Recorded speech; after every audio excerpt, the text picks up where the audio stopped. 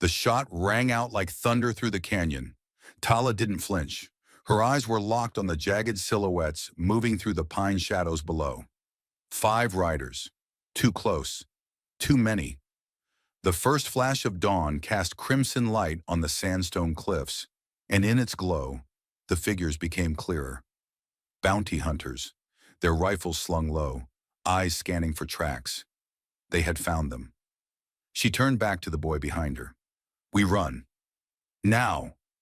The child nodded silently, clutching the small pouch of dried corn she'd told him not to let go of, no matter what. Tala grabbed her bow, slung her quiver across her back, and whispered a short prayer to the wind spirits of the mountain. Then she took the boy's hand and ran. Their moccasins kicked up dry dust as they moved up the slope, weaving between boulders and thorny brush. The forest around them felt too open, too quiet, the kind of silence that meant someone was waiting. A second shot split the air, this one closer. "Go!" she yelled, pushing the boy forward just as a bullet smashed into the tree beside her. Splinters grazed her cheek. She didn't stop to look. She kept moving, her legs pumping, lungs burning. The boy stumbled but kept up. Behind them, hooves pounded. The bounty hunters were no longer hunting. They were chasing. They reached the old mining trail carved into the edge of the ridge. Tala knew it well. The ledge was barely wide enough for 2 feet, but it would force the riders to dismount. She shoved the boy ahead. "Stay close to the wall. Don't look down." They edged along the narrow path. The wind howled through the canyon, tugging at their clothes. One wrong step meant a 100-foot fall into Rio Blanco's dry bones below. Tala could hear the riders dismounting, boots hitting stone, metal scraping leather. No time. She reached into her satchel and pulled out a small clay pot, her last one. Inside was black powder stolen from an army stash months ago. She turned, smashed it against a rock, and struck her flint. The explosion was small but bright enough to blind and loud enough to echo like thunder. Screams followed. One man fell. Horses scattered. Rock tumbled. Tala pulled the boy around the final bend of the ridge and into the mouth of an old tunnel. She lit the stub of a resinous pine torch and pushed forward into the darkness. They wouldn't follow her here, not yet. Inside the mine, the air was cold and thick with memories of hiding, of resistance, of whispered prayers to gods no white man would ever understand. She sat the boy down, checked his knees. Blood, but not much. "Who were they?" he asked in Apache. "Men who get paid to pretend the law is justice," she said. "And why us?" Tala looked into the flickering light of the torch. "Because we remind them that we're still here." Outside, the sun was climbing over the canyon walls. The riders would regroup. They always did. But Tala wasn't running anymore. Not really. She had one mission left. Get the last surviving families of the ND out of this cursed territory. The army had declared them relocated. The bounty hunters wanted them dead. But Tala had made a vow to her brother's dying breath. Save them, even if it costs you everything.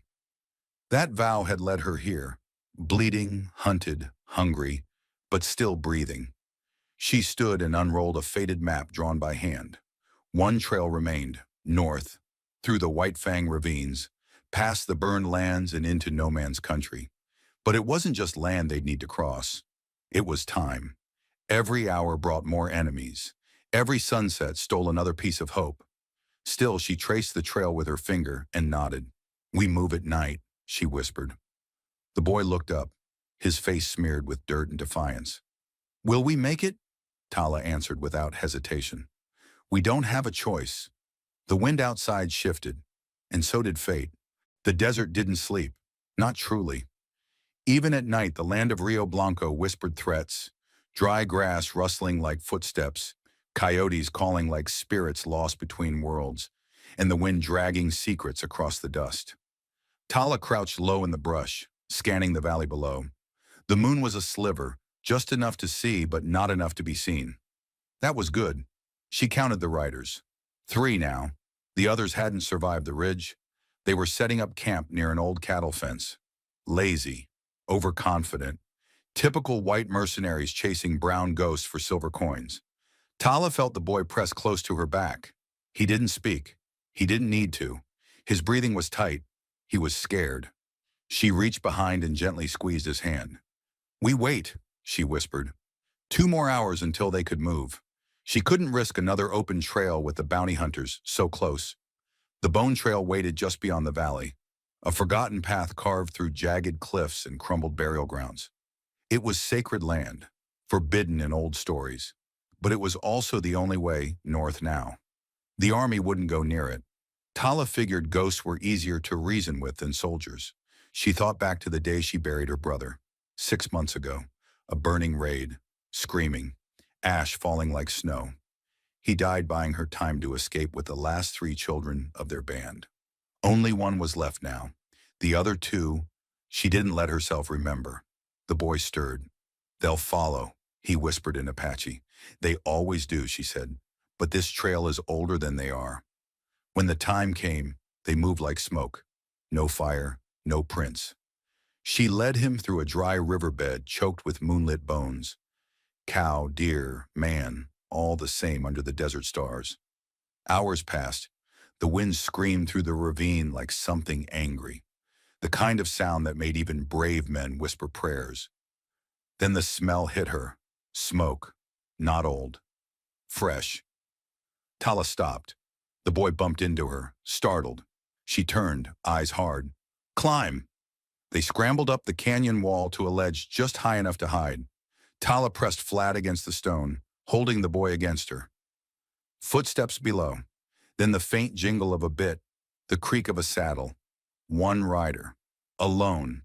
Not a bounty hunter. No, this man moved like a soldier. Tala tensed. He was humming.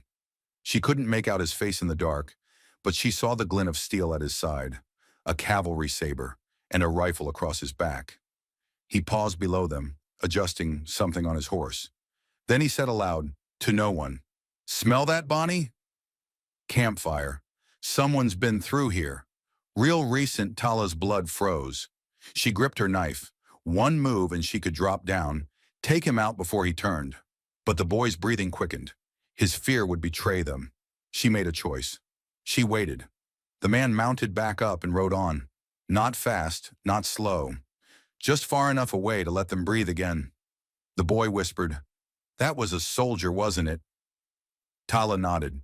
"Then the army's here too?" "Always was," she replied. When the sky began to pale, she found the marker. The stacked stones that meant they were close.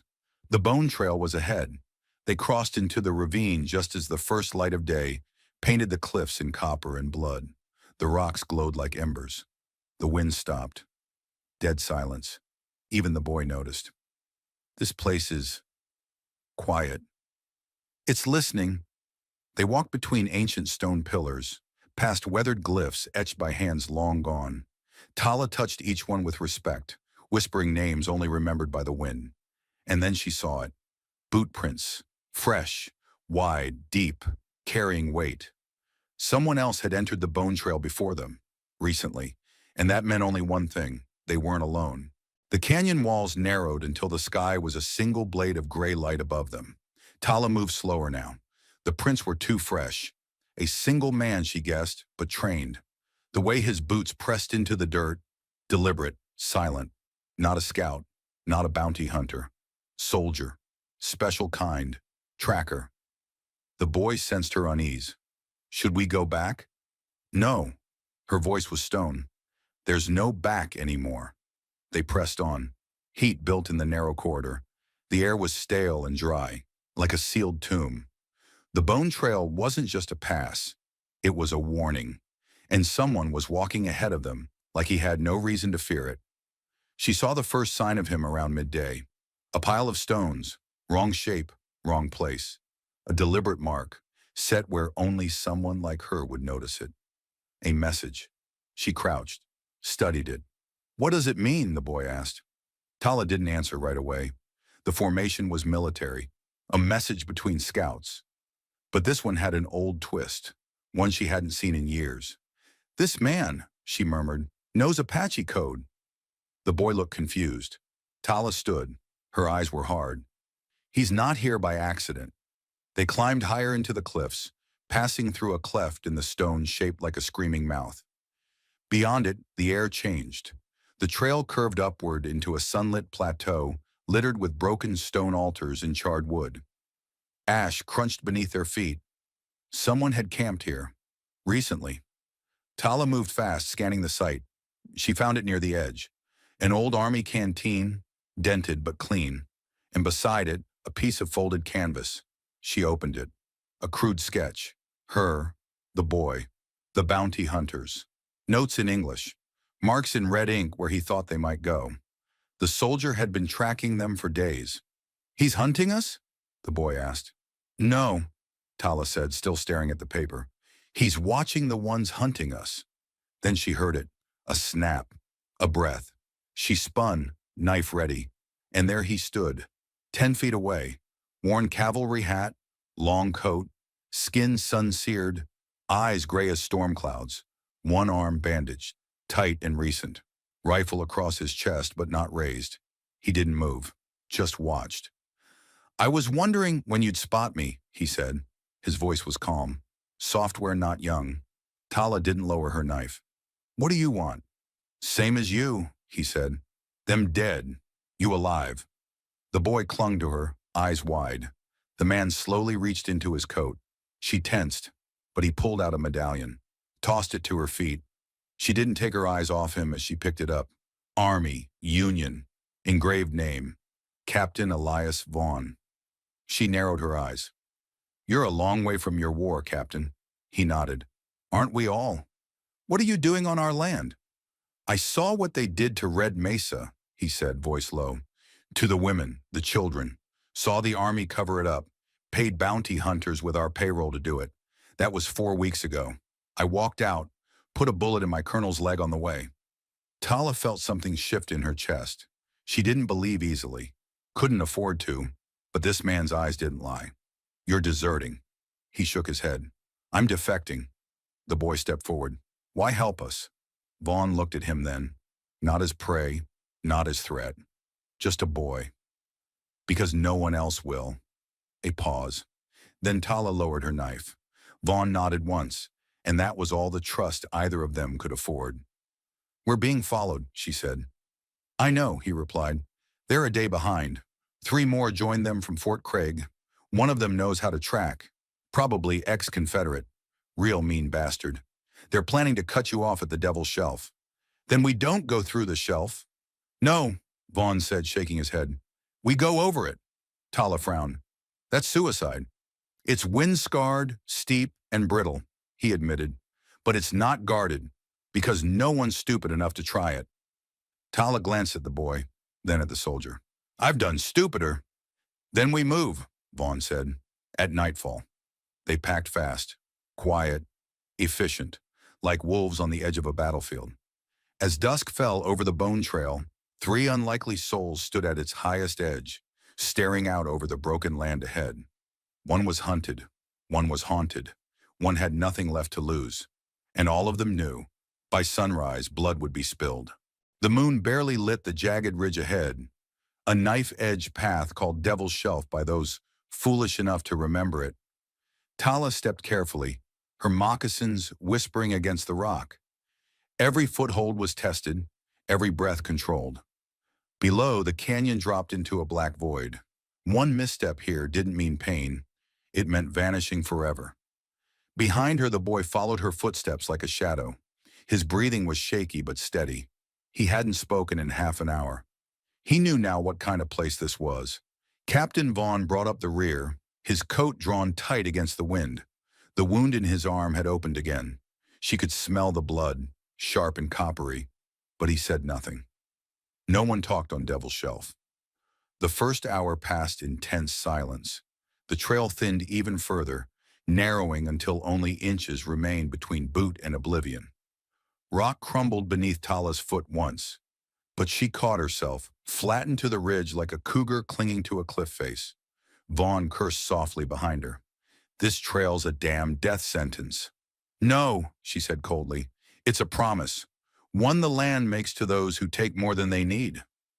They moved on. The shelf twisted left around a boulder slick with lichen. Tala helped the boy across, then turned to offer her hand to Vaughn. He hesitated. Pride, maybe. Then he took it. His grip was rough, strong, human. But something else caught her attention. A glint, just past his shoulder. Movement in the dark. Her eyes narrowed. "Down!" she hissed, pulling him hard. A shot cracked the silence. Stone shattered where his head had just been. Sniper. From the ridge above. She dropped flat, pulling the boy beneath a stone outcrop. Vaughn rolled low behind another. Another shot whined past, ricocheting off the rocks. "They've caught up," Vaughn muttered. "Damn it! They must have doubled back through Mescal Flats." "How many?" "Too far to tell, but at least one has a sharps." Tala cursed under her breath. "We need cover, fast." "There's a ledge up ahead, cuts back under the overhang. Could give us a blind spot." "Go," she said. "I'll keep them busy." "You'll die." "Maybe." He looked at her, really looked, and then nodded once. "Don't be a hero," he said, before pulling the boy and making a run for it. She rose for just a second, enough to draw fire. 2 shots. She dropped again, counting, timing, 1 shot, 3 seconds, reload. Then she sprinted. Loose gravel shifted beneath her feet. A bullet tore past her ear. Another. But she didn't stop until she reached the ledge. Vaughn grabbed her arm, pulling her into the narrow space beneath the overhang. It wasn't much, but it was something. They crouched together, breath heaving in the cold air. "They're moving," Tala said. "Coming down the scree slope. Fast. We've got 5, maybe 10 minutes before they hit us." "Less." She looked around. The ledge was narrow, but the stone above them had cracks, loose debris, weak points. "If I can get above them," she said, "I can bring the ridge down. You'll trap us too." "Not if I time it right." Vaughn hesitated, then reached into his coat, pulled out a silver flask. Inside, the liquid sloshed thick and hot. "Black powder liquor," he said, "from the engineers at Fort Stanton. 1 bottle could blow a tunnel." She took it without a word. "What about you?" the boy asked, eyes wide. Tala met his gaze, fierce and calm. "I'll find a way down." "You're lying." She didn't answer. Instead, she was already climbing, fingers slipping into crevices, boots finding purchase on the narrow face. Below, the boy called her name, but the wind tore it away. At the top of the shelf, the stars opened above her like 1,000 watching eyes. She could see them now. 3 men in dust-gray coats moving low along the slope. One carried the Sharps rifle. The others had revolvers drawn. They didn't see her. She lit the flask rag with flint, held it, waited, then tossed it. It hit the scree like thunder.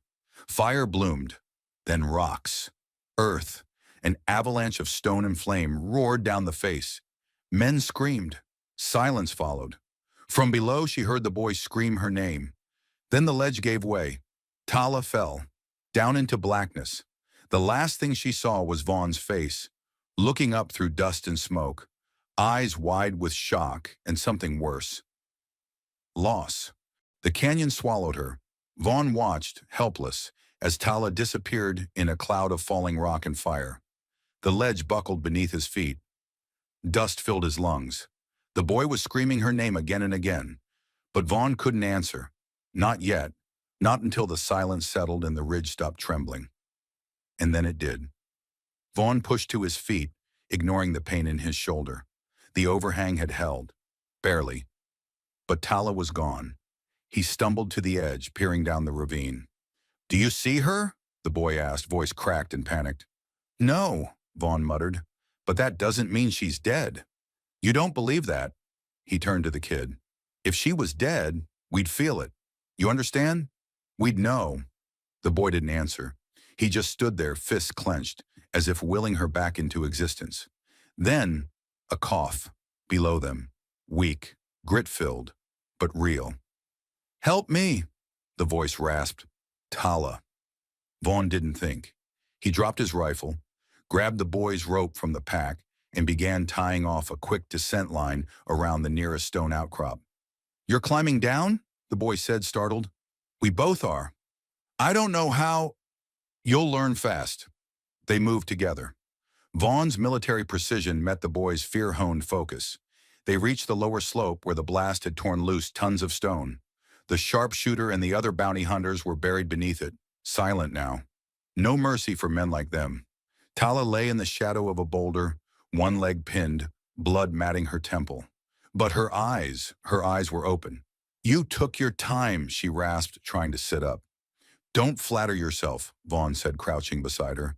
I thought you were just taking a nap. She grinned through cracked lips. You worried? He didn't answer.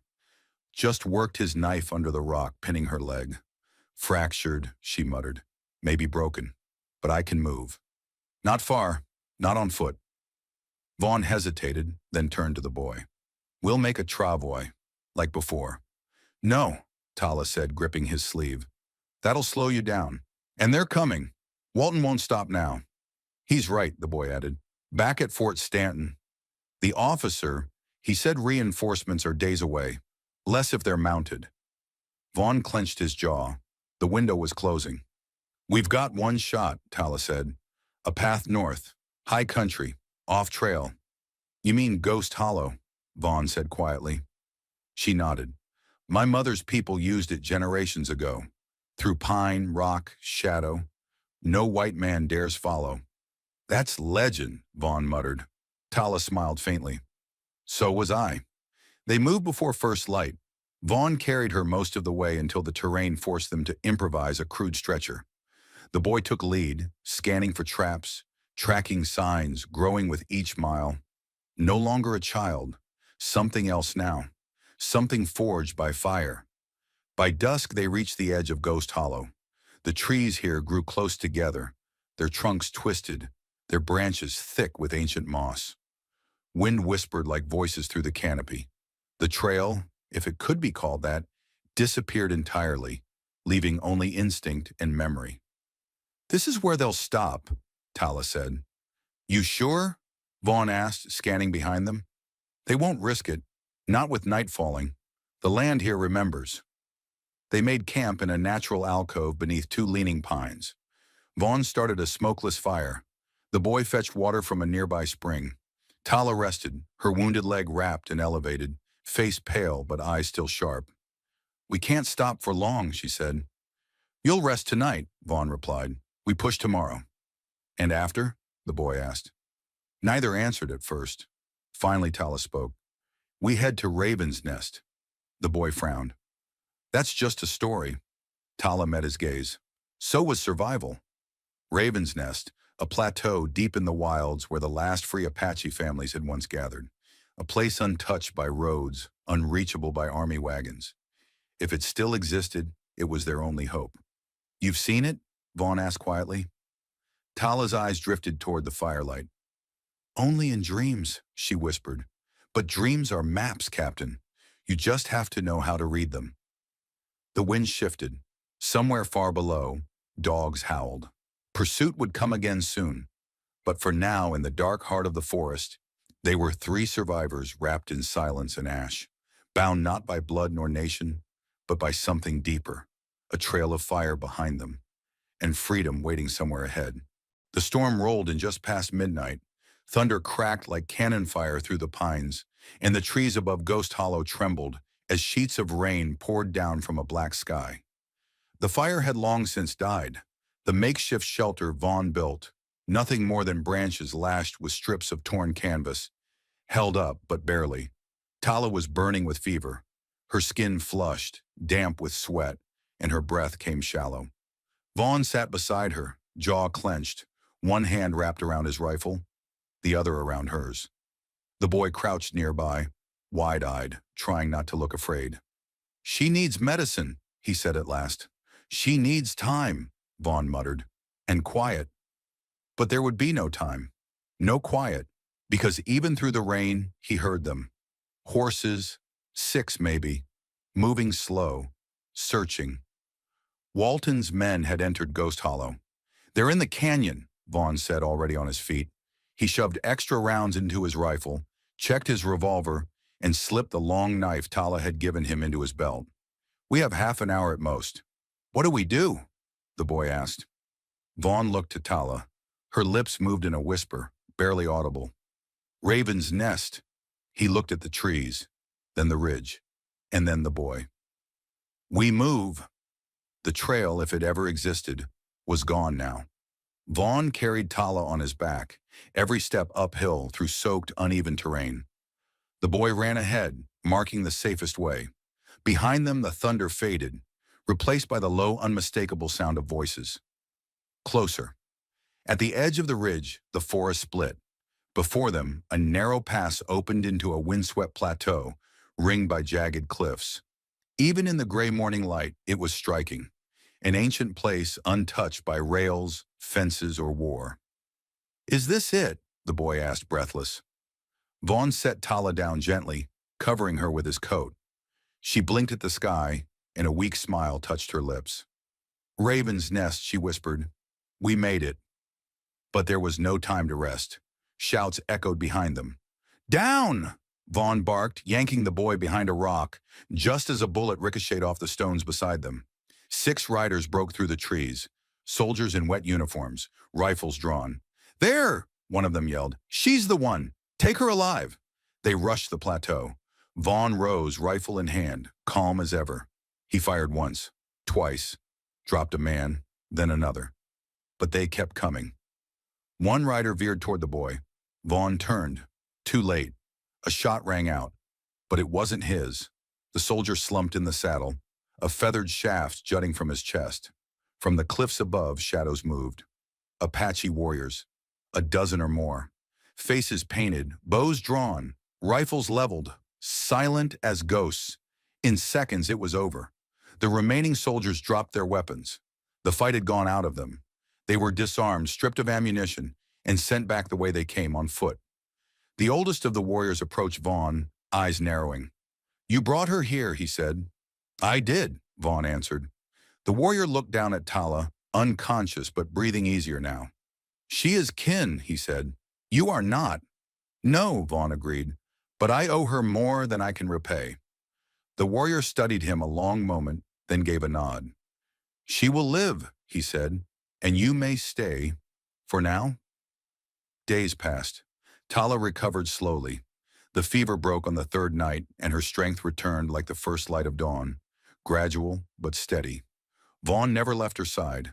The boy explored the valley, learned the names of plants and stars, and laughed again for the first time in weeks. The warriors of Raven's Nest accepted them. Not easily, not quickly, but over time.